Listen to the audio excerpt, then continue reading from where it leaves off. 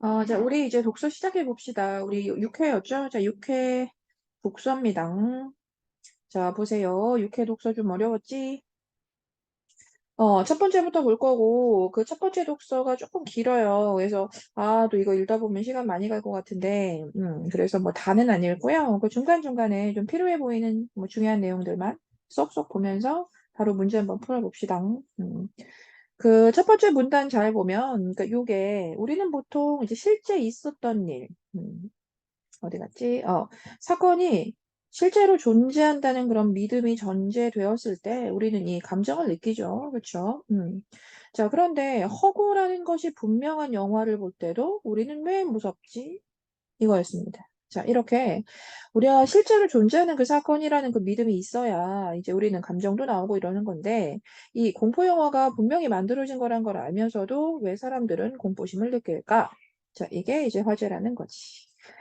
자, 그래서 사람 이름 나왔으니까 체크 하나 하고 갈게. 자, 레드포드는 이 허구적 인물과 사건에 대해 감정을 보이는 이 현상, 그쵸? 자, 이 현상을 허구의 역설이라고 규정하고 어떤 전제를 세게 만들었대. 그래서 그 전제를 읽어보면 뭐 이해할 수 있는 내용들입니다. 자, 우리는 믿는 것에 대해 감정을 이제 반응합니다. 존재한다고 믿어야 이제 감정적으로 반응이 나오죠. 그리고 허구적 사건이나 인물은 존재하지 않는다고 믿는 건가? 뭐 당연하지. 이제 이게 실제와 허구를 좀 나눈다는 이야기잖아. 그래서 결국 실제로 존재한다고 믿어야 감정적 반응이 나온다라고 하는 건 허구에 대해서는 뭐 존재하지 않는다라고 생각하는 거고요. 그래서 허구적 사건에 대해서는 감정적으로 반응하면 안 되는데 이제 근데 어때? 우리는 영화를 보면서 공포를 느끼잖아. 그래서 그런데도 불구하고 이 허구적 사건에 대해서 감정적으로 반응을 한다는 거야. 그러니까 이 전제 세 가지를 통해서 일단 이건 전부 다 참일 수는 없죠. 이 동시에 참일 수는 없죠. 그래서 이걸 해결하려면 그중에 일부를 부정해줘야 한대. 음. 자, 그래서 이제 그 다음 문장에 해준 얘기가 뭐냐면, 그래서 이 대상이 존재한다는 믿음이 없더라도 결국 허구에 의해서도 감정은 발생하는 거구나, 라고 했다는 거야. 음. 자, 그런데 이 감정, 여기서의 이 감정은 결국 존재에 대해서 이제 믿는 건 아니잖아요. 그쵸? 존재가 이제 허구라는 걸, 그 존재에 대한 믿음이 없는 상태에서. 즉, 내가 느끼는 감정은 허구에 대한 감정이라는 걸 알면서도 느끼는 거니까 이건 어떻다? 좀 비합리적이다라고 했대. 그러니까 이후에는 결국 이 허구에서 비롯된 감정은 그래 맞아 비합리적이잖아 라고 해서 이 믿음, 생각과 같은 이 인지적 요소, 이 믿음이나 생각과 같은 이 인지적 요소가 결국 어떠한 역할을 하는 건지에 대한 그런 뭐 논의가 이어졌답니다. 음. 뭐 잠시 개념어가 또 나옵니다. 그 환영론이라고 하는 게 잠깐 나와서 이제 이 부분 보면 이건 뭐 어렵지 않았어요. 자, 환영론이라고 하는 게 있는데 자, 이건 뭐 이런 얘기죠. 그러니까 실제로 존재한다는 환영에, 그러니까 존재하지 않는다는 건데 실제로 존재한다는 우리가 환영에 빠져서 감정 반응을 한대. 존재하지 않는다는 사실을 까먹어. 잊어버린대 그냥. 그래서 어머 저건 실제인가 봐. 막 이런 환영에 빠져서 감정 반응을 하는 게 이제 환영론입니다. 자, 그런데 이제 여기에서 또 사람 이름 나오고, 월턴과 캐럴은 아니야 라고 했다는 거야. 아니야. 그 영화를 감상하는 동안에 왜 그게 허구라는 걸 우리가 잊겠어. 즉, 허구라는 사실을 잊는 건 아니야 라고 했다는 거야. 음. 자, 왜냐면 이게 정말 그래서 허구라는 사실을 잊고 그게 정말 괴물이구나라고 사람들이 실제로 존재한다고 느꼈던 이제 그런 것에 대한 공포라면 그 공포라면 당연히 막 도망가고 뭐 도움을 요청하고 뭐 그래야 하는데 그렇지는 않단 말이지. 음. 그래서 이 환영론에 대해서 이렇게 비판적인 입장을 보였습니다. 음. 자, 이런 점에서 월턴과 캐럴은 환영론은 허구에서 느끼는 감정을 설명하는 그 이론은 될 수 없어 라고 했다는 겁니다. 자, 그렇게 또 뭐 얘기해 주나 봤더니 이 월턴 얘기를 더 자세히 해주네요. 자, 월턴은 이걸 뭐라고 이제 표현했냐면 믿는 체학이 노래다. 자, 이렇게 얘기했다는 거죠. 음. 자, 그뭐 믿는 체학이란 뭐 밑에 써 있습니다만 뭐 이런 거. 이 영화라는 걸 도구로 해서 이제 믿는 채 하는 놀이에 참여하는 거고, 이 결국 허구에 대한 믿음에서 비롯되는 게 아니라, 이건 상상하기의 결과다. 괴물은 상상의 세계 안에서 존재하는 대상이지. 음. 자, 그래서 이 감정, 이 허구라는 걸 알지만 느끼는 이 공포의 감정은 상상의 세계에서만, 자, 어떤 말이 계속 반복되는지 아시겠죠? 자, 상상의 세계에서만 성립하는 것이고, 자, 실제 세계에 존재한다는 그런 믿음에서 비롯된 건 아니다라고 해서, 자, 이걸 뭐다? 유사 감정이라고 했습니다. 자, 그 다음 문단 바뀌었고요. 자, 이번엔 또 이제 캐럴은이라고 해서, 사람 이름 바뀌었으니까 잡아주고. 자, 캐럴은 이 생각이라고 하는 것도 감정을 유발하는 이제 그런 인지적 요소라고 얘기했대요. 자, 우리가 생각하는 것만으로도 막 감정이 유발이 된다. 뭐 이런 얘기를 한 거지. 자, 그래서 이 사고 이론은 또 개념은 나왔으니까 잡아주고 사고 이론인데 이게 이제 사고 이론인데 이 사고 이론은 허구를 감상하는 사람은 막 허구의 사건 인물 자체에 대해 반응하고 뭐 이런 건 아니고 이 허구를 감상하는 허구를 감상하는 사람이라고 하면 그 허구적 사건 자체에 대한 반응이 아니고 자 그것들에 대한 나의 생각에 반응하는 거예요. 생각에 반응하는 거. 음. 자 그러면서 이 또 이런 얘기 있죠. 생각을 하는 것만으로 감정이 유발되는 거다. 그러니까 괴물이 실제로 존재하는 믿음이 아니더라도 저 괴물은 정말 실제인가 봐라는 이런 생각이 아니더라도 무엇만으로? 생각하는 것만으로. 자, 또 역시나 지속적으로 뭐가 반복되는지 아시겠죠? 이렇게 생각하는 것만으로 공포를 느끼게 된다. 그다음 좀 내용이 좀 바뀌었는데 이제 그다음에 이렇게 감각 믿음 이론이라고 하는 내용이 새로 나왔어. 자, 최근에 등장했대요, 이거는. 자, 감각 믿음 이론이라고 하는 게 있어서 이 이론은 감각 자극에 주목을 하는 거예요. 음.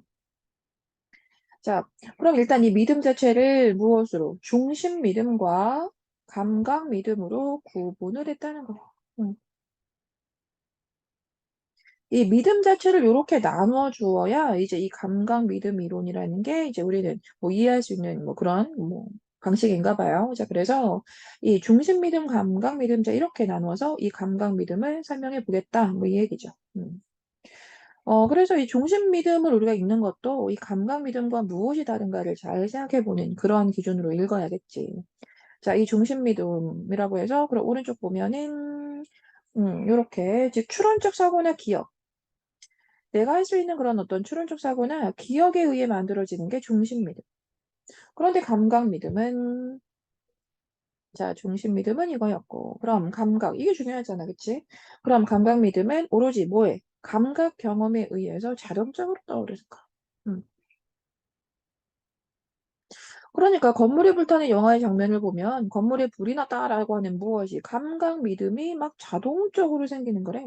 음. 그러니까 그건 당연히 허구죠, 영화는. 그래서 그 영화 자체를 뭐 사실로 믿거나 뭐 이런 건 아니지만 감각적으로 내 감각이 사실이라고 믿고 반응한다. 뭐 이런 얘기입니다. 음. 그래서 이제 다시 우리가 원래 했던 공포 영화 얘기를 돌아가면 공포 영화가 그렇다. 무엇에 의해? 감각 경험에 의해. 음. 이 괴물의 존재를 경험하고 공포를 느끼는 거지. 그러니까 허구라는 걸 모르는 게 아니죠. 자, 허구라는 걸 알아도 이 감각 경험이라고 하는 건 그런 허구라는 걸 안다고 해서 억제될 수는 없는 뭐 그런 내용인 거죠. 음.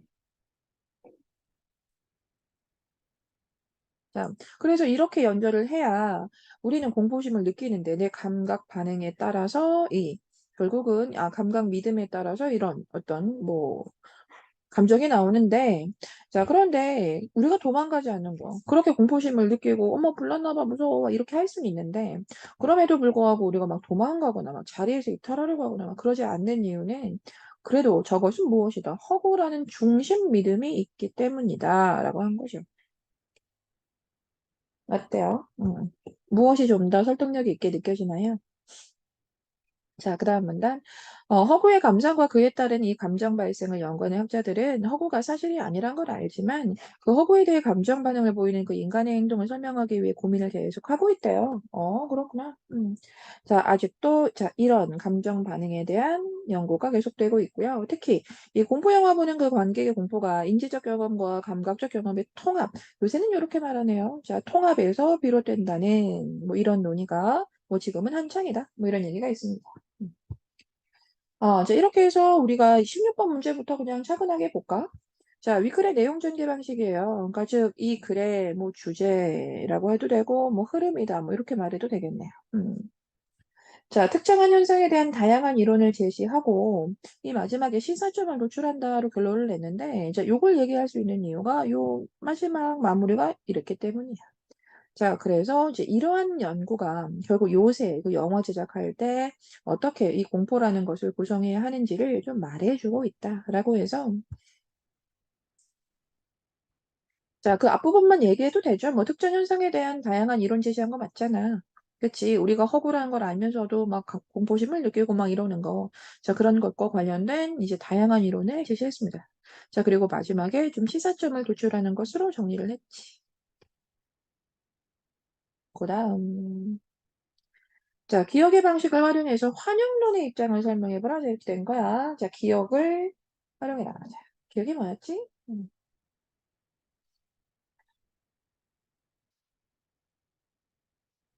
자, 위쪽에 남아 있었습니다. 그쵸? 자, 이 세 가지 전제가 동시에, 사실 이 지점이 너희들도 좀 읽으면서, 좀 어렵다고 느꼈을 거야. 왜? 여기에서 자세히 풀어주면 10, 15문제 못 내잖아. 그래서 일단 요런 정도로 얘기해 놓고 지금 문제 물어봤습니다. 자, 일단 이 세 가지 전제가 동시에 참을 수 없다는 건 아시겠죠? 그래서 그 위에 나타나 있던 이제 그 공포 영화가 허구란 걸 알지만, 그래도 막 우리는, 잠깐만,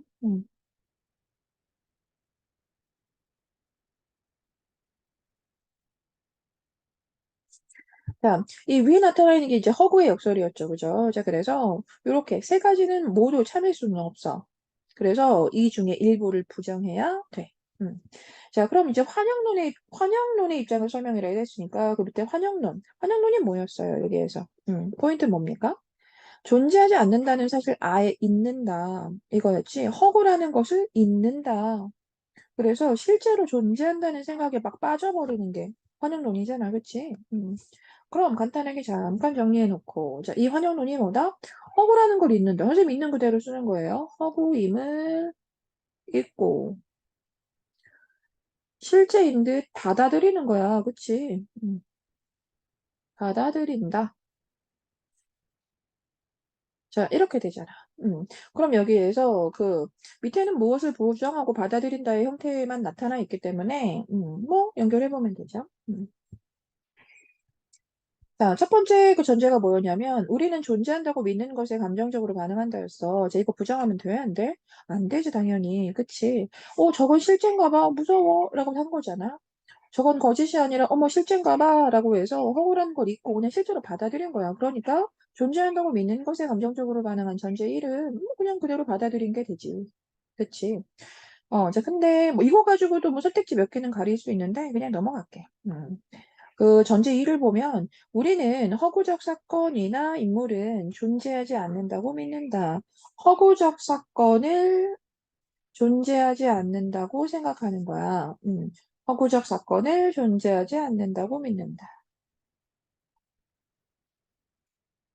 자, 그럼 여기에서 허구적 사건을 존재하지 않는다고 믿는다인데 허구적 사건을 어땠지? 받아들였어.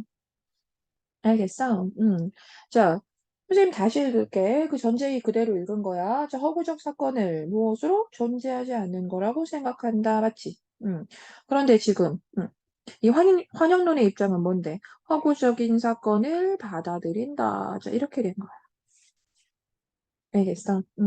사실 그래서 이 전제 1을 우리는 받아들이는 거였잖아요. 그래서 전제 1을 받아들인다라고 하는 건 사실 여기밖에 없거든? 여기에서 이 전제 2를 부정해 주는 것도 뭐 역시나 이거밖에 없으니까, 이제 답은 이렇게 2번이 된다. 이해됐지? 알겠어요? 넘어가자. 자, 니은의 이유. 니은은 뭐였지? 자, 니은 볼게. 여기구나. 그, 이런 점에서라고 줄쳐져 있는 부분이야. 당연히 이런 점이 무엇이었는지 잠시 좀 살펴봐봐. 아, 환영론에 대한 이야기를 하면서 이 월턴과 캐롤은 그걸 비판했어. 자, 이 얘기였어. 그치? 허구라는 사실을 믿지 않는다고 주장했어. 왜? 실제 허구라는 사실을 정말로 잊었다면 막 도망갔어야 하니까. 자, 이 얘기 한 거잖아요. 그쵸? 자, 그렇게 해서 이 결국은 환영론은 타당하지 않아라고 했고 그 이유는 어디? 그 앞 문장에 나타나 있었어. 자, 허구를 만약에 믿었다면, 허구를 그게 실제라고 해서 믿었다면 어땠을 것이다? 막 도망쳤을 것이다. 에이, 그치? 요 얘기를 한 거지. 자, 그래서 이제 유사한 얘기 한번 찾아볼게. 대상이 존재한다는 믿음에서 유발된 감정이었다면 반드시 그 감정은 어떻다? 관련된 행동을 촉발했을 것이기 때문이다. 어때? 자, 가장 유사하게 표현한 거 2번인 거 알겠어? 넘어갑시다. 자, 19번. 이제 A를 바탕으로라고 해서 이제 보기가 나타났는데, 이 보기에서 무슨 얘기했나 봤더니, 처음에 감각 믿음 이론, 자, 요거 얘기해 줬다는 거야. 자, 감각 믿음을 우리가 이해해 줘야 하는 게 그 뒷부분에 거의 포인트 아니었나? 그치? 자, 이제 그러면서 나온 내용이 실험 참가자들한테 돌 선분 A, B를 이제 보여줬다. 그치? 자, 근데 그 가의 그림을 보여주기 전에 얘기를 했대. 어떻다고? 이 선은 A와 B라는 이 선은 똑같은 길이야 라고 말해줬대. 자, 그렇게 이 그림을 본 모든 사람들은 그 연구자가 앞서 한 말을 사실 기억하고 있었거든. 자, 그럼에도 불구하고 이렇게 실제로 아니에요. B가 더 길어 보이는 것 같아요 라고 했다는 거야. 자, 그럼 여기에서 우리 관련된 개념 연결해 볼 수 있겠어? 실제 길이는 동일하죠. 그리고 그것도 역시나 기억하고 있습니다. 자, 이걸 우리가 무엇에 연결해 볼 수 있겠어? 이게 중심 믿음이겠지.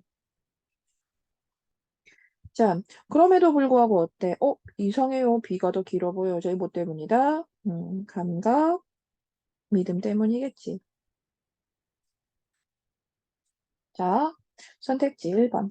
연구자는 실험 참가들이 가하 단계에서 시각 경험에 의한 감각 믿음을 가질 것을 기대했다. 자, 가 단계에서 감각 믿음을 가질 걸 기대해? 내가 말했는데, A, B 똑같다고 말했는데, 여기에서 뭐 어떻게 감각 믿음을 가질 걸 기대해? 자, 말 자체 그냥 그대로 바꿔줘야지. 일단 여기에는 감각 믿음이 아니라 무슨 믿음? 중심 믿음이겠지? 자, 2번. 실험 참가자들이 가 단계에서 추론적 사고에 의한 감각 믿음을 형성하였다. 또 말하지만 가 단계. 가 단계에서 뭐 추론적 사고에 의한 감각 믿음 어떻게 또 나와?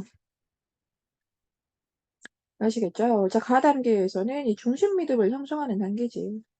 자, 그 다음 실험 참가자들이 가 단계에서 가지게 된 말 잘했지, 그치? 중심 믿음은 나 단계에서 감각 경험이 유지됐니? 유지됐어? 아니, 달라졌잖아. 자, 그 다음 가 단계에서 연구자가 말해준 내용 똑같습니다. 이거. 자, 그 내용은 나 단계에서 실험 참가자들의 감각 믿음에 영향을 주지 못했지. 그치. 똑같다는 걸 알고 있음에도 불구하고 감각 믿음에 의해서 한쪽이 더 길어 보여서, 이쪽이 더 길어요. 라고 했단 말이야. 그래서 이 중심 믿음이 감각 믿음에 영향을 주지 못했다라고 해야 하잖아. 알겠어요? 마지막. 또 이제 3점짜리고 보기가 있어. 자, 보기 읽어보면 공포영화 봤다. 뭐 이런 겁니다. 자, 공포영화 봤다. 그리고 실제 몸을 막 움츠렸다. 막 공포를 느껴서 비명도 질렀다. 그러면서 나와서 어머 너무 무서웠어라고 말했어요. 그래서 이 보기에 나타난 그 말들은 그냥 우리가 그 본문에서 봤던 대로 이 허구라는 사실을 알면서도 뭐다 공포를 느낀 뭐 그겁니다. 여러 가지 연주를 많이 볼 수 있겠네요. 자, 그렇게 해서 요럴 때는 뭐 크게 세부적으로 우리 본문 속에서 연결한 건 아니기 때문에 이럴 땐 전반적인 것들을 이제 선택지에서 그냥 그대로 잡아주겠죠. 뭐 이런 식으로. 그래서 이 레드포드라는 사람의 이제 이야기하고 그 오른쪽의 표현이 어쨌든 유사한 그런 방향으로 나타나는지를 보셔야 되고요. 자, 레드포드 그 초반 선생님이 지금 가볼까? 마지막 문제니까 3.65. 레드포드의 관점에서 영화를 보면서 윤수가 느낀 이 공포는 괴물이 존재한다는 믿음 없이 생겨난 것이다. 자, 찾아가 볼까요? 본문 오세요. 레드포드 어디 있었니? 음, 이 문단이 있었지?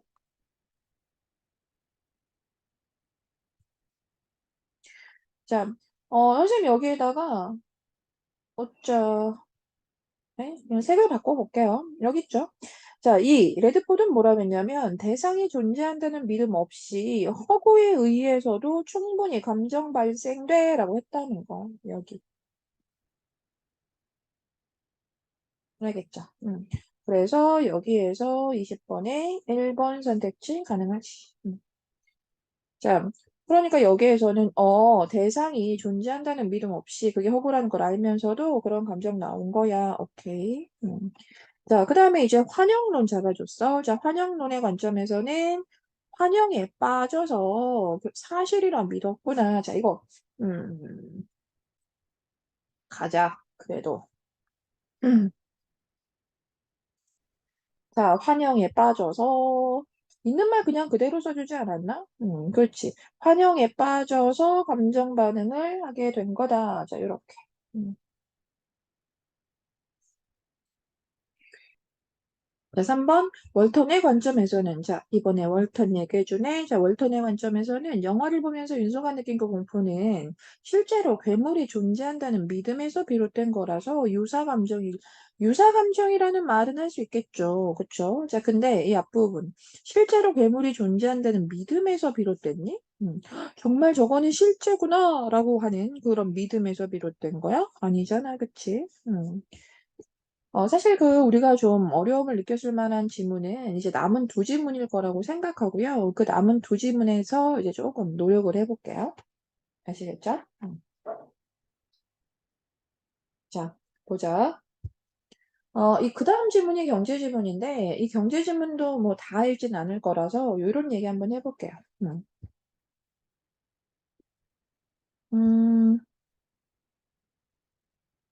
돈이라는 것에 대해서 이제 우리가 뭐 소비를 할 때라는 것으로 시작을 했는데 사실 이걸 하나하나 전부 다 이제 풀어가기는 조금 힘들 거라고 생각을 해요. 그래서 일단 이 돈과 관련된 여러 가지 그 경제적 표현들이 좀 있잖아요. 그 뭐 여러 가지 뭐 대출도 있고 그다음에 뭐 저축, 적금 뭐 여기만 보더라도 뭐 이자 뭐 이런 것들 그래서 여러 말들이 있어서 그 말들 하나하나가 어떤 사람들한테는 좀 힘들 것 같다는 생각이 있는데, 자, 그렇지만 지금 우리가 여기에서 저축이란, 대출이란, 자, 이렇게 풀어가긴 좀 힘든 것 같습니다. 그쵸?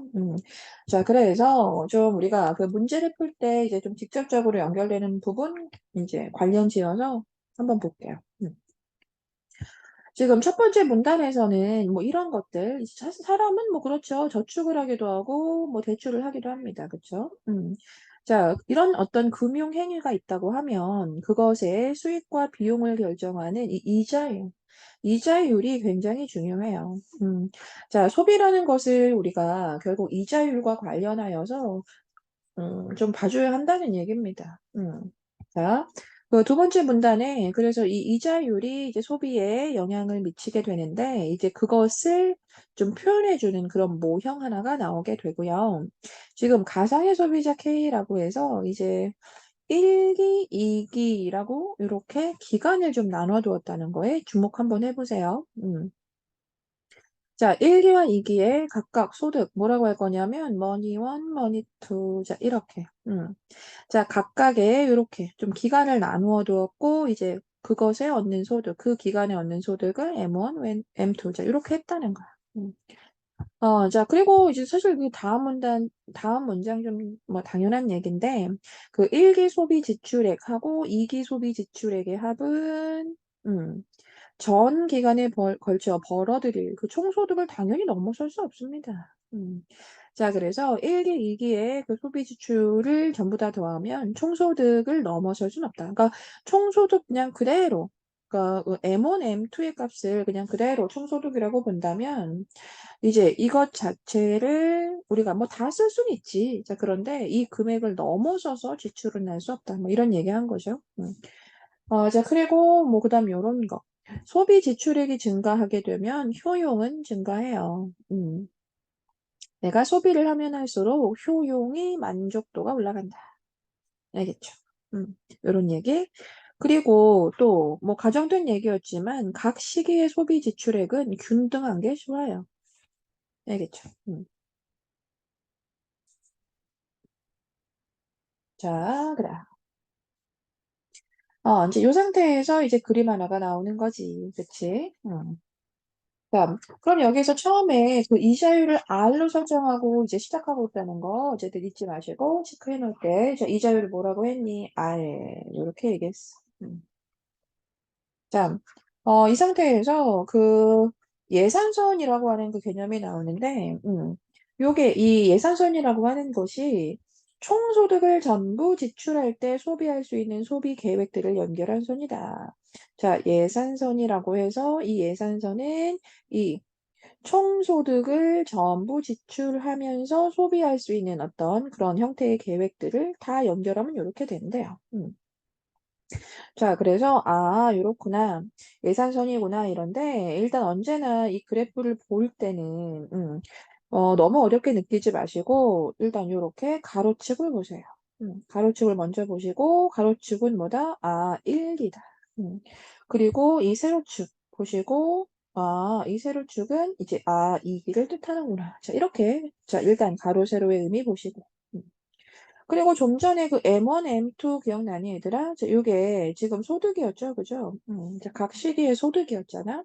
그래서 일단 요게 1기, 이제 1기 때 이 사람은 M1 정도의 요 금액을 벌 것으로, 벌고 있답니다. 벌었대요. 자, 그런데 이제 2기, 미래죠. 그래서 이제 찾아올 그 2기에는 M2의 소득을 예상하고 있습니다. 음. 자, 그래서 요걸 그냥 사실 뭐라고 했냐면 요걸 초기 부전점이라고 해서 요건 아예 잡아줬죠. 요 지점. 초기 부전점 오른쪽에 저축이나 대출 등의 금융 행위가 불가능하다라고 했거든. 그러니까 요 금액은 내가 벌어온 그 M1과 M2, 자, 요 금액을 그냥 그대로 잡아준 금액이야, 얘들아. 그래서 요서는 저축을 한 것도 아니고 대출을 한 것도 아닌 거죠. 그래서 결국 내가 번 그 돈 자체를 그대로 소비하는 개념이다. 알겠죠? 그래서 여기가 초기 부존점이다. 이렇게 된 거야. 그리고 M2가 당연히 여기에서 금액적으로 더 높습니다. 그쵸? M1하고 비교하면 좀 3배 정도 되는 거의 그런 금액으로 지금 보여지고요. 이렇게 M1에 비해서 M2에 내가 벌어들일 돈으로 지금 예상하고 있는 금액이 뭐 예상이란 말 굳이 쓰지 않아도 되고, 그러니까 M1과 M2의 금액은 이렇게 사실 그 어떤 금액의 차이가 좀 있어요. 자, 아무튼 이런 상태에서 지금 이렇게 예산서는 어디다? 여기다. 음. 일단 봤죠? 다시 지우고 하나만 체크해놓고 가자. 자, 여기 뭐다? 예산선. 알겠지? 그리고 요 정도 잡아놓고 가자. 자, 그래서 이제 이렇게 해서 그렇지. 우하향 직선 형태로 나타나게 됐네요. 제 예산선은 이렇게 우하향 직선의 형태입니다. 자, 이제 그리고 여기에서 뭐가 나온 거니? 이 기울기 개념이 나온 거고, 이 기울기는 아까도, 뭐 좀 전에 뭐 다른 얘기였구나. 자, 기울기는 무엇이다? 이자율이 결정하는 거래. 자, 기울기가 뭐다? 이자율이다. 이렇게. 자, 그리고 이 다음 문장 예를 들어라고 해서 이제 이걸 다시 풀어주는 그 문장인데, 사실 요거 안 읽을게요, 얘들아. 자, 100만 원을 만약에 1기에 빌렸어. 자, 그러면 1기에 소비할 수 있는 금액은 뭐 당연히 늘어나잖아. 그치? 뭐 나온 김에 볼까? 그럼 또? 읽은 김에 또? 자, 요렇게. 만약에 내가 M1의 소득을 지금 일기에 어떤 뭐 금액이다라고 보는데 내가 만약에 여기에서 100만 원을 대출했어. 자, 그럼 어때? 내 소비할 수 있는 금액이 여기에서 왜 이렇게 늘어났잖아. 음. 자, 그럼 이제 당연히 이 대출한 금액은 어디서 줄어들어야 해? 그 이기에서 줄어들어야죠. 그쵸? 그래서 요렇게 줄어들었죠. 보입니까? 음. 자, 그런데 이제 이기에 빠지는 금액은 100만 원만 있는 건 아니고 이제 무엇도 영향을 주겠니? 당연히 이렇게 이자율도 영향을 주겠죠. 100만 원을 빌려 썼으니까.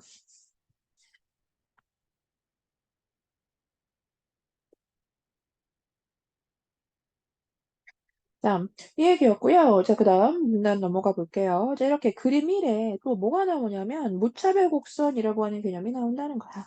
자, 무차별 곡선. 이 무차별 곡선은 뭐냐면 그 효용이 동일한 그 소비 계획들을 연결한 선이래. 효용이 동일한 소비 계획을 연결했다. 음. 그래서 볼록한 모양의 우하향 곡선 형태다라고 했는데, 그럼 여기에서, 사실 이건 잡아주고 있네요, 그냥. 자, 뭐가? 무차별 곡선은 뭐다? 요거다. 그치. 요래다. 요런 걸 지금 무차별 곡선이라고 한다. 사실 그래서 지금 이렇게 사실 일기 볼게, 얘들아. 그 일기에서 뭐 내가 대출을 할 수 있는 만큼 그냥 다 해서 그 이기의 돈으로 충분히 이자율을 다 이렇게 계산할 수 있는 형태여야겠지. 그렇게 해서 내가 만약에 일기에 그냥 모두 다 올인해 버렸다라고 하면 난 이기의 돈을 쓸 수 없을 거야. 자, 그런데 우리는 그런 걸 최대 만족이 나타나게 되는 형태의 소비 패턴이라고 하진 않아, 얘들아. 자, 그래서 그 아까 좀 전에 그 앞 페이지의 마지막 문장이었나요? 좀 균등하게 소비하는 것을 좀 추구한다고 했지, 그치? 그래서 대부분 이렇게 이제 가운데 지점을 우리는 보통 얘기하게 되지. 그래서 한쪽으로 쏠리는 건 아니고 이렇게 가운데 부분을 중심으로 해서 이렇게 우리는 이제 무차별 곡선이 나타나게 돼. 그리고 요 말만 좀 이해해보자. 그 좌측 아래의 무차별 곡선보다 좀 위로 올라갈수록, 우측 위로 올라갈수록 더 높은 만족도를 나타내는 거다. 자, 무차별 곡선은 어떻다? 더 위로 가면 갈수록. 이거 그래프가 사실 굉장히 자세하게 나온 거야. 그 위로 가면 갈수록, 위로 가면, 이렇게 가면 갈수록 어떻다? 그 효용은 더 늘어나는 거다. 이렇게.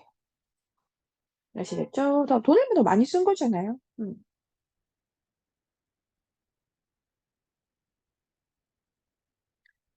자, 이렇게 해서 그 즉이라고 하고 뭐 다시 마무리를 해놨는데 즉 M1, M2를 지나는 무차별 곡선보다 C1, C2를 지나는 무차별 곡선이 더 위에 나타나기 때문에 그래서 이게 더 뭐다 효용이 높은 거다라는 결론이 나온 거예요. M1, M2를 지나는 무차별보다 보자. 자, M1, M2를 내가 너무 많이 해놔가지고 뭐 잘 안 보이네. 자, 보이나요? M1, M2를 지나는 무차별 곡선, 여기네. 그치? 요선. 음. 자, 이거보다 여기에서 C1, C2를 지나는 이 선이 더 우측에 있는 거니까 이게 좀 더 만족도가 높은 선택이다. 라고 한 거죠. 음. 자, 그래서 그 다음에, 요 C1, C2의 지점, 요 지점을 그래서 최적 소비 계획이라고 결정을 하게 된다. 였습니다. 알겠어요? 그리고 이제 그 다음 내용들. 선생님, 이게 더 좋은 거라고 하면, 위로 올라가는 게 더 좋은 거라고 하면, 왜 요거 하면 되잖아요. 왜 요걸 안 해요? 요거는. 요건 애초에 예산선과 만나는 지점이 없기 때문에 선택할래야 할 수가 없지. 그치? 자, 그 얘기를 그 다음 문단에 얘기해 준 거예요. 음. 즉, 여기에서 예산선 위쪽의 소비 계획들은 총소득의 범위를 넘어가니까 선택 못해. 자, 이렇게 얘기했죠. 자, 그 다음 문단. 자, 그 다음 문단에 이제 이자율 변화라는 내용이 나왔고요. 자, 이자율이 뭐였지? 우리 기울기였죠. 기억납니까? 자, 그래서 요런 지점. 즉, 이자율이 상승하면 예산선의 기울기가 가파르게 변화한다. 자, 지금 한 번에 요 그래프 한번, 아니, 뭐 한 번에 볼 필요 없구나. 자, 여기도 나와 있구나, 점선으로. 자, 예산선의 기울기가 가파르게 변화한 거 보여요? 우리 그 위에는 지금 요선이었다면, 그치? 자, 그런데 여기에서는 어때? 왜 예산선 왜 이렇게 바뀌었다? 보이죠? 그래서 이자율이 상승하면 이렇게 예산선의 기울기가 좀 가파르게 변한다. 뭐 다른 말로 시계 방향으로 회전한다. 뭐 이렇게 얘기해 준 거죠. 자, 이자율이 올라가니까 그 내가 일기에 돈을 만약에 빌려서 많이 쓰게 되면 결국 이기 때 그 돈을 갚을 때 더 뭐 이자가 더 많이 나가게 되잖아요. 그래서 아무래도 일기의 소비가 좀 줄어들 수밖에 없다라는 얘기입니다. 그래서 가파라질 수밖에 없지. 음. 자, 그다음 그렇게 그림 2가 이제 그런 얘기였습니다. 자, 이자율 상승에 따른 이 소비 계획 변화를 보여준다라고 해서 뭐 결론적으로 요런 지점들. 그래서 이자율이 상승하면 일기 소비 지출액, 뭐 혹은 대출액 요런 것들이 전부 다 어떻다? 좀 줄어들 수밖에 없습니다. 알겠어요? 자, 그다음 또 볼까? 이렇게 K가 최적 소비 계획을 바꾼 이유는 두 가지라고 봐야 한대. 자, 이자율이 올라가면 이렇게 소비가 그 일기 때 좀 줄어드는 그 이유는 두 가지 정도다. 자, 이자율이 상승해가지고 그 이기 소비에 대한 일기 소비의 가치가 너무 떨어진다는 거야. 이기 소비에 비해서 일기 소비의 가치가 너무나 하락한대. 이 말 혹시 이해할 수 있겠어요? 내가 똑같이 100만 원이라는 그 가방을 막 굳이 사려고 해. 그러면 이자율이 올라갔을 때 내가 대출을 해서 만약에 1기에 사게 되면 결국 2기 내가 그걸 갚기 위해서 이자를 더 많이 내줘야 하잖아. 그럴 거면 그냥 아예 2기에 산다 이거지. 그래서 2기 소비에 대한 1기 소비의 가치가 좀 떨어지게 되는 거야. 알겠어? 그래서 상대적으로 이렇게 2기 소비를 늘리고 상대적으로 가치가 하락한 1기 소비를 줄이게 되지. 자, 이런 상대 가치 변화. 이 상대 가치 변화로 인해서 이 소비 계획이 바뀌는 거 뭐라고 한다? 대체 효과. 그 개념어 하나 나왔으니까 뭐 약간 잡아준 겁니다. 대체 효과라고 한다. 네?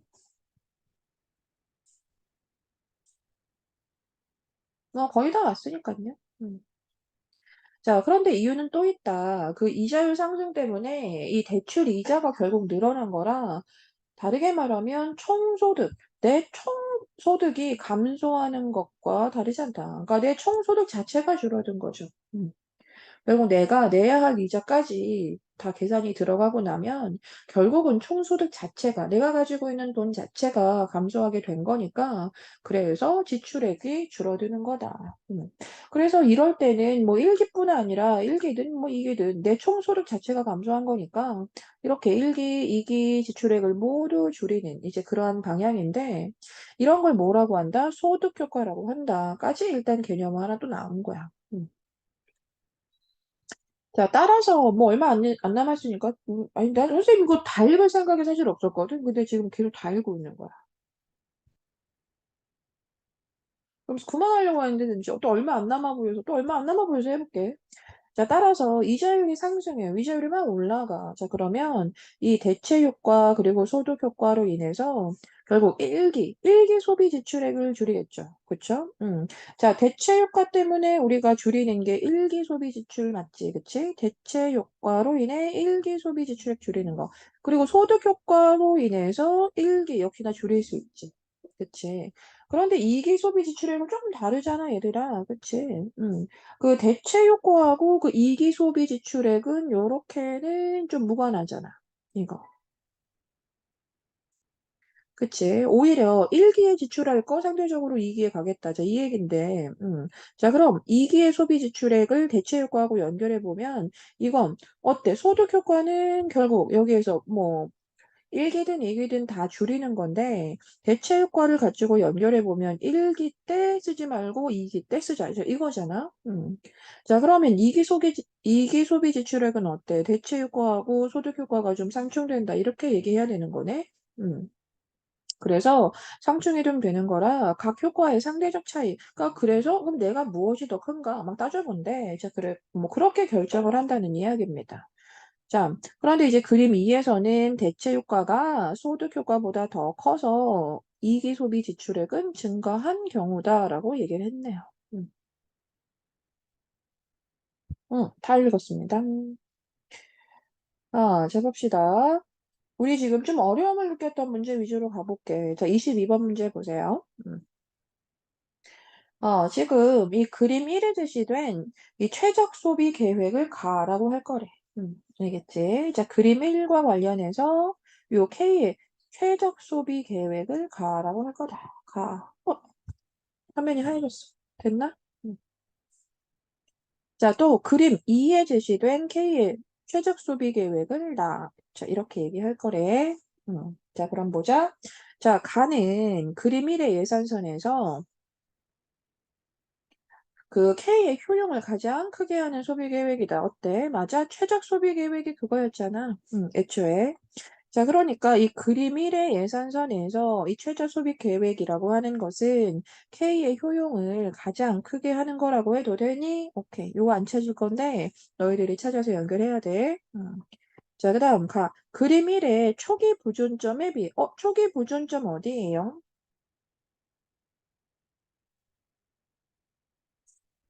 기억나니? 초기 보존점. 내가 벌어들인 총소득 그냥 그것만 쓰는 거 기억납니까? 자, 초기 보존점 여기. 기억나죠? 요래만 그냥 쓴다. 요거지. 자, 그럼 가는 그림 1의 초기 보존점에 비해서 이 최적 소비 계획이라고 해서 우리 아까 무차별 곡선과 관련해서 이렇게 잡았던 이제 그런 뭐 부분이었습니다. 자, 그런데 초기 부존점에 비해서 각 시기의 소비 지출액이 보다 균등해졌다라고 해도 되냐는 거야. 뭐 그럼 따져보면 되지.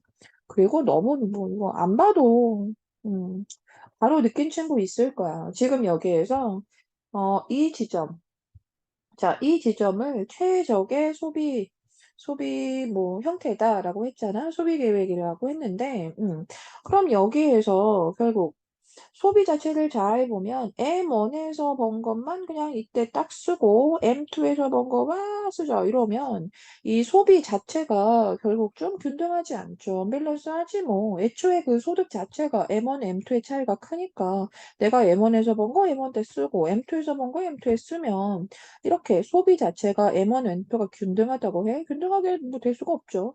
그런데 사람은 어떻다 그래? 좀 균일하게, 균등하게 이렇게 매 시기마다 지출해 주는 게 좀 행복하다 그래, 원래. 그래서 여기에서 요렇게 최적의 어떤 소비 계획이다라고 잡는 이 지점.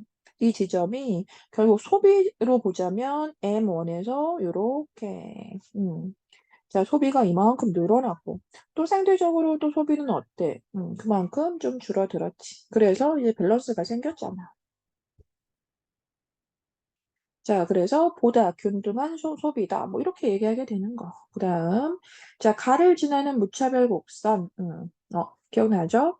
그럼 이 무차별 곡선은 가를 제외한 그 그림 1의 예산선상의 다른 소비 계획을 지나는 무차별 곡선보다 우측 위에 존재한다. 음. 자, 이것도 뭐 보러 가야 되나요? 그 가를 제외한 가를 지나는 무차별 곡선이 우리 아까 좀 전에 체크했던 그 지점이야.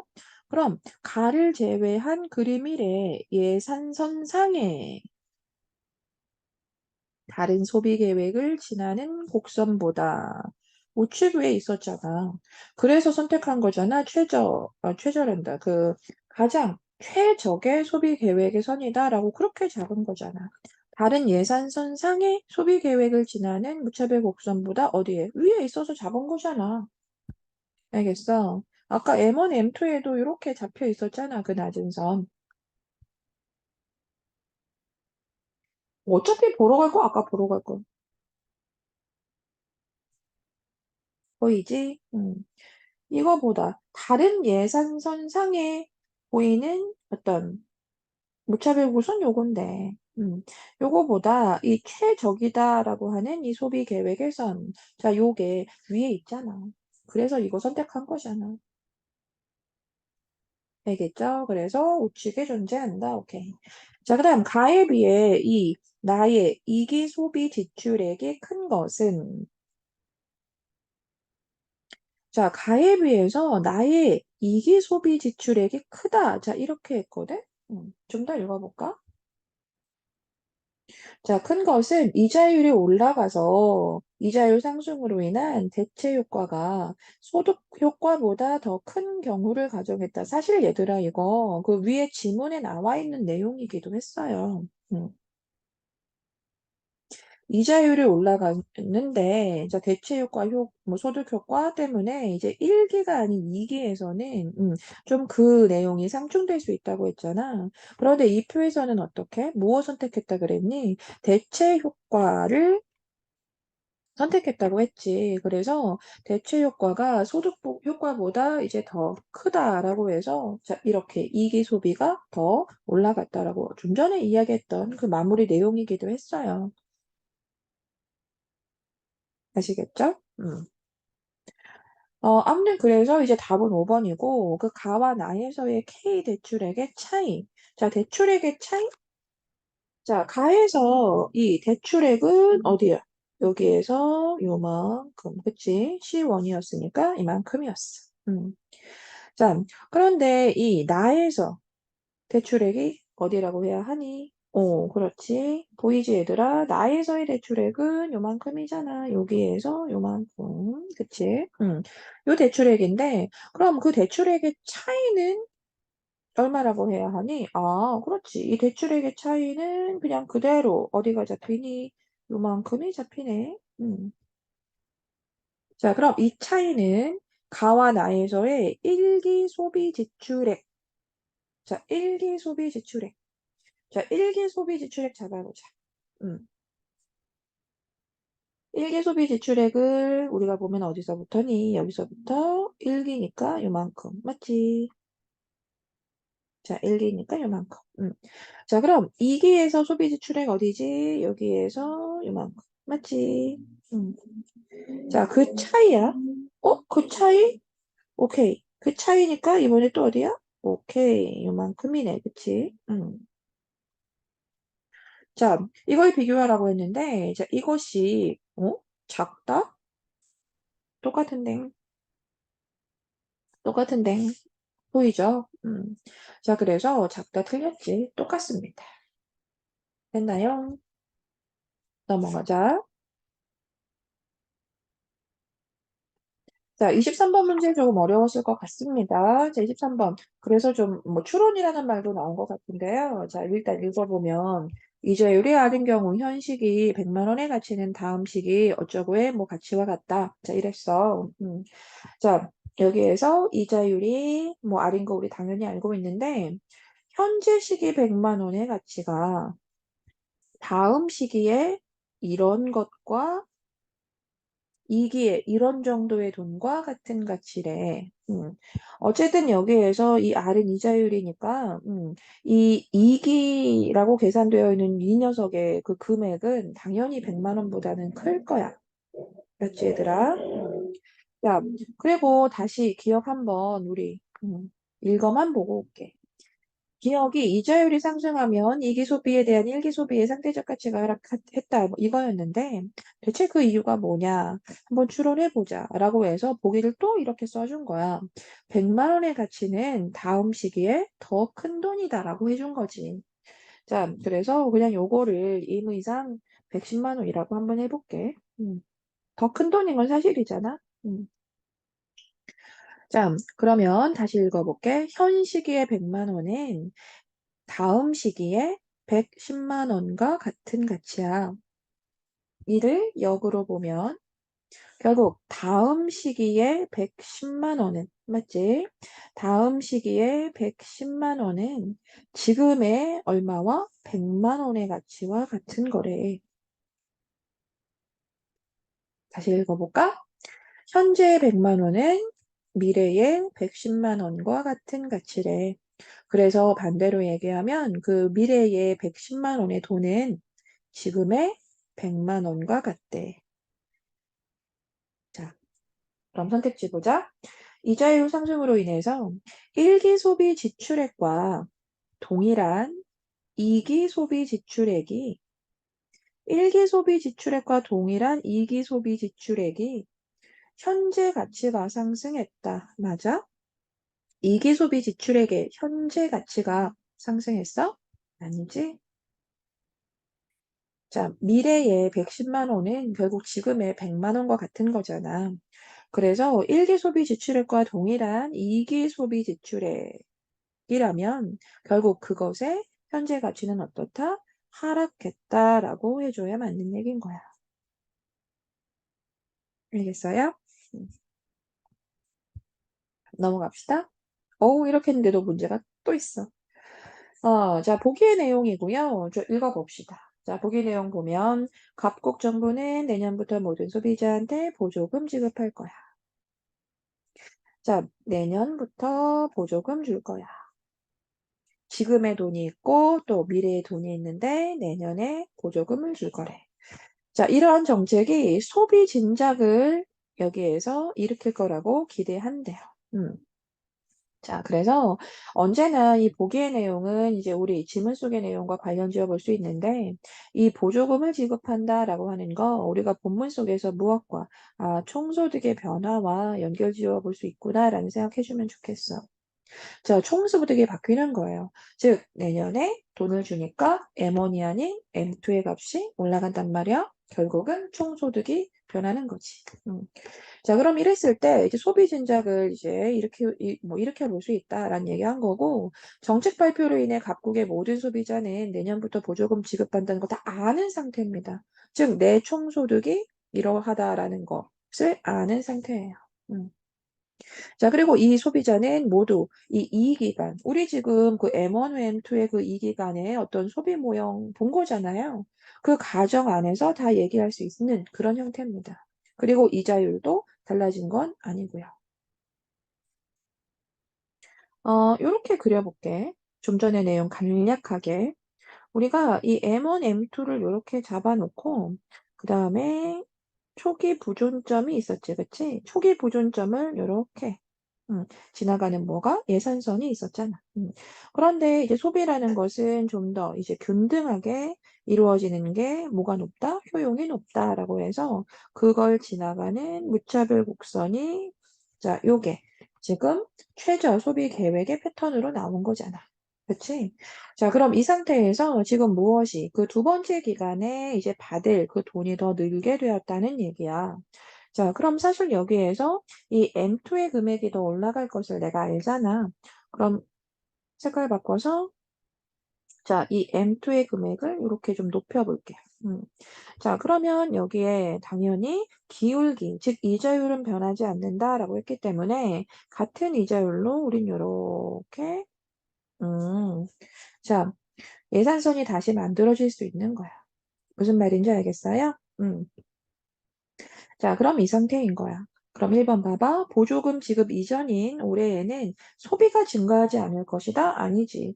총소득이 이렇게 변하면 소비는 어떤 게 좋아? 균등한 것이 좋은 거잖아. 그래서 소비가 증가하지 않는다가 아니라 균등하게. 뭐 1기라는 말 쓸게. 즉 1기, 올해. 즉 1기에도 소비는 증가할 것으로 보여져요. 아시겠죠?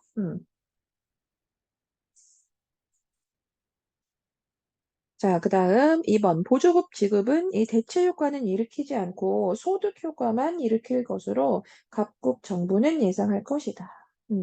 자, 이 보조금 지급 같은 경우에는 2기에 들어오는 돈이야, 얘들아. 자, 2기에 들어오는 돈. 대체 효과가 뭐였지? 대체 효과 자체는 상대적인 가치가 하락하는 거였잖아요. 기억납니까? 그래서 이 2기에 들어오는 소득이 높아지는 그래서 총소득이 높아지는 이거였단 말이야. 그럼 대체 효과는 당연히 무관하니까 관련이 없지. 자, 그런데 소득 효과는 이제 뭐라고 했냐면 일으킨다 그냥 이런 정도였다는 거야. 자, 소득 효과가 뭐였지? 총 총소득이 바뀌면 내가 좀 소비를 줄일 수도 있고 늘릴 수도 있고 이거였잖아. 그래서 이 소득 효과는 여기에서 아, 그렇지. 일으킬 수 있다라고 해서 이게 적절하다. 답이 되는 거예요. 자, 뭐 남은 것도 뭐 3번까지 그 모든 소비자가 내년에 지급받을 보조금만큼의 금액을 올해 모두 쓴다? 또 얘기하지만 균등하게 소비해요. 알겠죠? 자, 그래서 3번도 틀린 게 되는 거예요. 아시겠죠? 넘어갑시다. 자, 이 마지막 과학 지문인데, 이 과학 지문 같은 경우가 이 그래프에 대한 이해만 있으면 뭐 문제 풀기는 어렵지 않은 것 같아서, 자, 이 그래프 얘기만 간단하게 하고 문제 연결해 보자. 그래도 뭐 문제 풀 때 필요한 말들이 좀 있으니까 체크는 좀 간단하게 해놓고,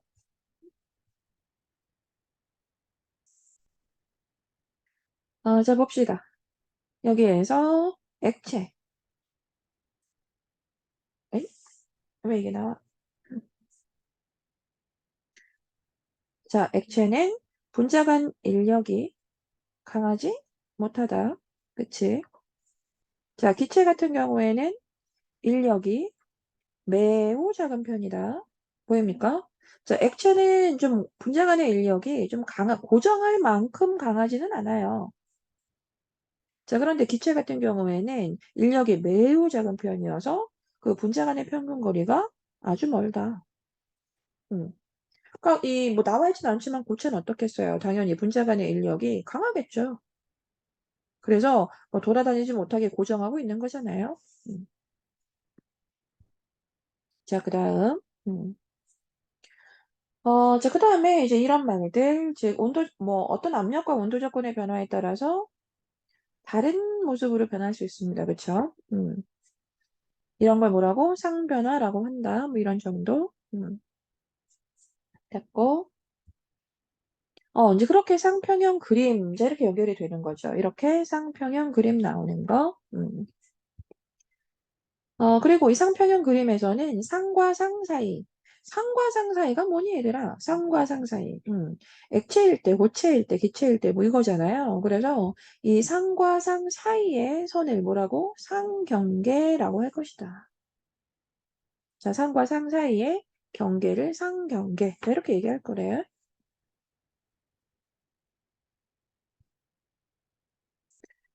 그래서 좀 내려오면 이제 이런 말들. 고체와 액체가 평형을 이루는 조건을 이용해 곡선. 상과 상 사이에는 경계가 있는데, 고체상과 액체상의 평형을 이루는 그 곡선이 있대. 자, 고체와 액체가 평형을 이루는 선이 있대. 자, 그럼 그 선 뭐라고 해줘야 돼? 고체와 액체가 평형을 이루는 선. 자, 그래서 이 선을 뭐라고? 융해곡선이라고 할 거고, 자, 그 다음에 기체하고 이번엔 고체. 기체하고 고체가 평형을 이루는 그 선을 승화곡선. 기체하고 고체, 어이? 어디야? 자, 기체하고 고체가 평형을 이루는, 자, 어디라고 할 거니, 얘들아? 고체하고 기체가, 여기네. 자, 이걸 뭐라고? 승화곡선이라고 할 거래. 자, 그리고 기체하고 액체상이 평형을 이루는 그 선. 그 선의 마지막 압력, 증기, 압력, 곡선이라고 할 거래. 기체하고 액체가 만나는 선. 기체하고 액체가, 여기구나. 자, 요 선을 증기, 압력, 곡선. 됐죠? 자, 이렇게 지금 선 잡아놓고요. 뭐, 그 다음 넘어갈게요, 일단.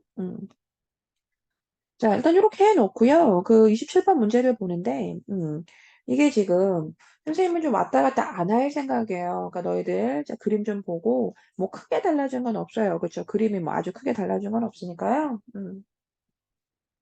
자, 왔다 갔다 해서 보자.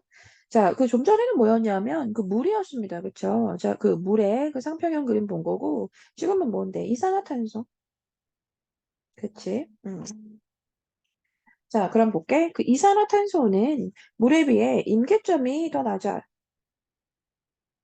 이렇게 있거든. 자, 임계점이 어딘데, 여기야. 그럼 임계점이 더 낮은, 상대적으로 더 낮은 압력과 온도 조건이다. 이렇게 있거든.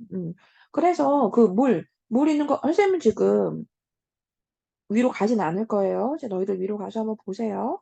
자, 일단 물 같은 경우에는 그 압력이 어떻게 되어 있니? 얘들아, 임계점에 쭉 보시면. 압력 같은 경우에는 막 이렇게 되어 있잖아. 217 막 이렇게. 그리고 온도 같은 경우에는 어때요? 여기에서 막, 375 막 이렇게 돼 있죠. 음. 자, 그러면 이산화탄소는 물에 비해 임계점이 상대적으로 더 낮은 압력이나 온도 조건에 넣어돼. 맞는 얘기잖아. 그 다음, 이산화탄소는 일반적인 대기 압력 수준에서 액체로 존재할 수 없다. 이제 이랬거든. 일반적인 대기 압력 수준이 처음 나온 말이라서 뭔가 했더니 위에 써있네. 이렇게. 자, 일반적인 대기 압력, 즉 1 수준에서 볼게. 자, 그럼 이산화탄소는 이 1에서 액체로 존재할 수 없군이라고 했거든. 1이라는 압력에서 그럼 가봐야겠지, 그치? 온도 얘기 안 했으니까. 음. 자, 어때? 액체로 존재할 수 없는 거 맞아? 맞아. 자, 액체로 존재할 수 없지.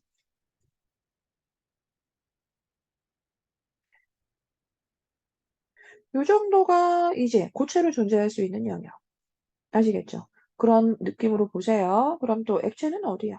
여기잖아, 여기.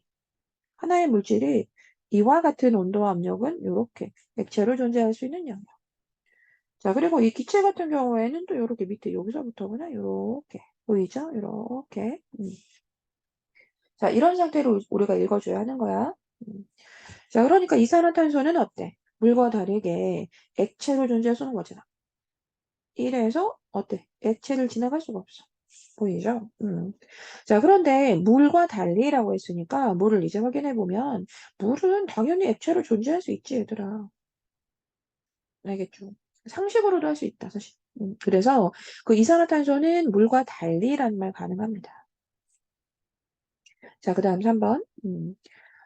자, 물과 이산화탄소는 동일한 압력 조건에서 고체, 액체, 기체 중에 기체가 가장 높은 상물질이라고 했거든?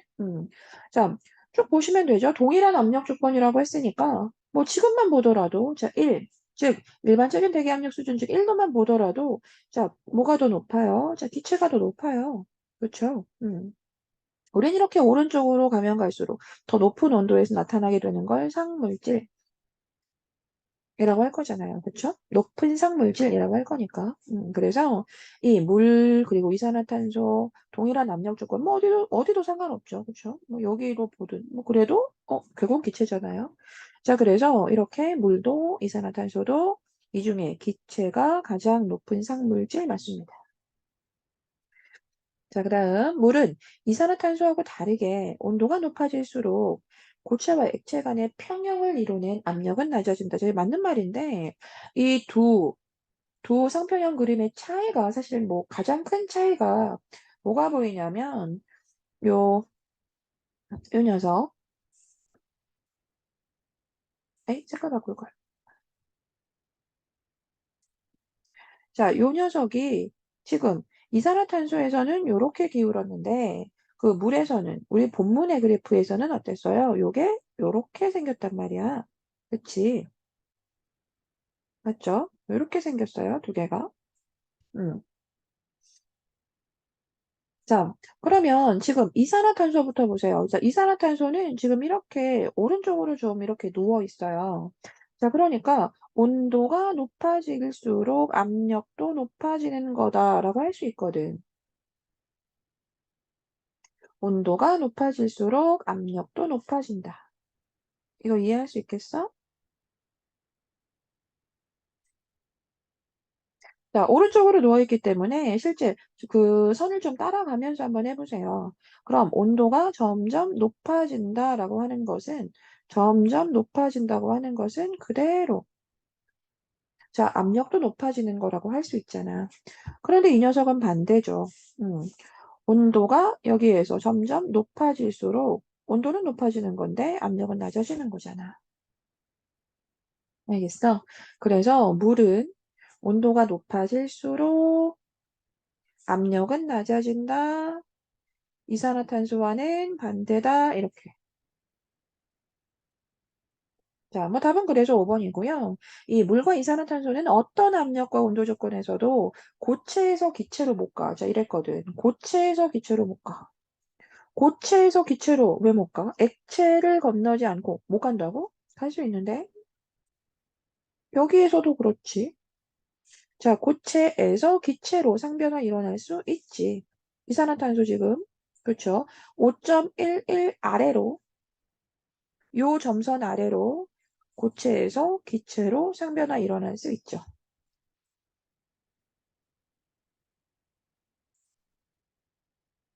자, 이거 어때요? 또 역시나 이 지점, 6.0 곱하기 어쩌고 복잡한 수. 자, 즉, 여기에서 또 어때?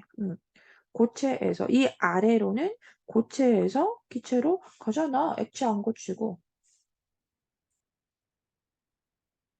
아시겠죠? 자, 이렇게 해서 둘 다 갈 수 있습니다. 알겠어요? 넘어갑시다. 28번 같은 경우에도 이제 이 변화를 이해할 수 있으면 되고요.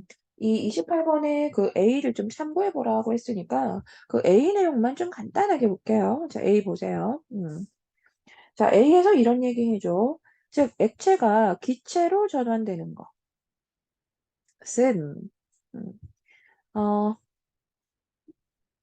높은 에너지를 갖는 분자가 증발할 수 있어서 그렇다. 액체에서 기체로 이렇게 바뀌는 건 높은 에너지를 갖는 분자가 막 증발해서 그런 거다.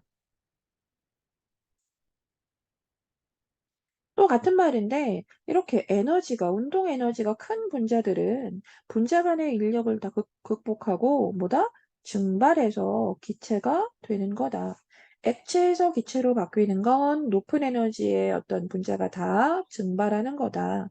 분자 간의 인력을 극복하고 다 이렇게 멀어져서 다 증발하는 거다. 이렇게. 자, 그런데 이 기체의 분자들의 일부는 반대로 응결되어서 액체로 바뀐다. 기체는 응결되어서 액체가 된다. 알겠죠? 자, 그리고 뭐 다음 보면 자, 초기에는 그 액체의 표면을 떠나는 분자의 수가 돌아오는 수보다 훨씬 많긴 하대요. 자, 근데 이 기체의 분자 수 증가 때문에 결국 기체의 분자 수가 막 늘어나는 것 때문에 결국 액체의 그 표면에서 연결되는 분자 수 또한 증가하게 되는 거래. 됐고 결국 분자들의 증발 또는 응결은 지속적으로 이루어지긴 하지만 결국 뭐다? 속도가 같아지게 되는 거라서 거시적으로는 평형 상태가 된다. 알겠죠? 이 얘기였습니다. 음.